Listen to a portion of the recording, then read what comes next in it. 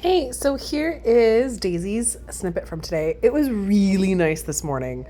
So we worked on outside leash walking for the first time because it wasn't 100 degrees outside.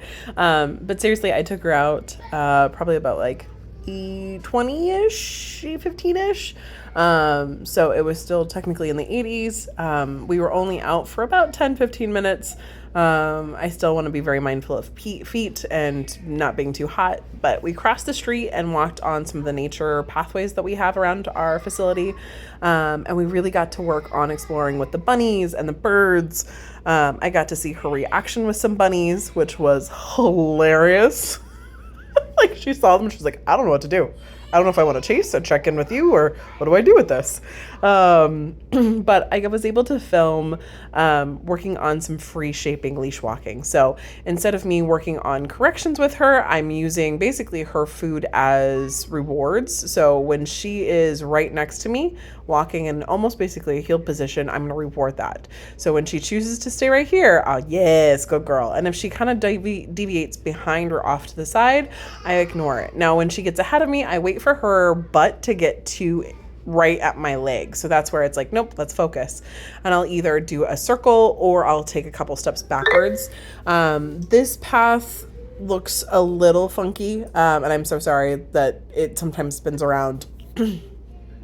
This will actually halfway through clip over to another clip where the camera is stationary, but this is where like I'm holding it and all right, let's go. And you can see where she checks in, and then when she's like, nope, bye, like I'm gonna go explore, she comes right back. Oh, hey, treat. Yes, I can do this. And then off we go again. Honestly, overall, I handled the semis, the cars, the birds, the bunnies. She handled everything really, really well, as you can see. So it's going to flip over. Boop. And this is us working on a path. So this is where I'm doing more targeted, working on that leash, working on that slip lead. She's phenomenal on the slip lead, and I would recommend going into a martingale or a slip lead collar.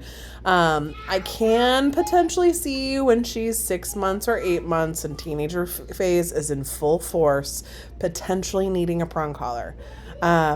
With how beautiful she's walking on the slip lead, I'm going to say we don't need to talk about it yet, but I just always like to put a tidbit out there when we get into that teenager phase. But everything we're doing right now will help reinforce that we don't have to. She understands tension and release, and she does understand that I need to walk next to the human. But look how good she's doing. And then I was free shaping again. So I really wanted to make sure that she understood, hey, when you walk next to me, you get rewarded. We get to keep walking. How nice this is. And she can look and sniff and do the things as long as she stays with me. But I do guide her in turns, so she stays right there with that treat. And I work on, I'm okay with her going kind of back and forth behind me, not in front of me. But she can't cross that threshold getting ahead of me. But you can see that tail. She gets so excited when we do this. Really, really phenomenal work. Next week, we're going to practice working with her and Big Brother, and working on walking them together on like in one hand or on both sides, so you can actually walk and enjoy your walks. But she handled the environments really well. Next week, I'll also probably do some long leash work in the park because it won't be 100 anymore.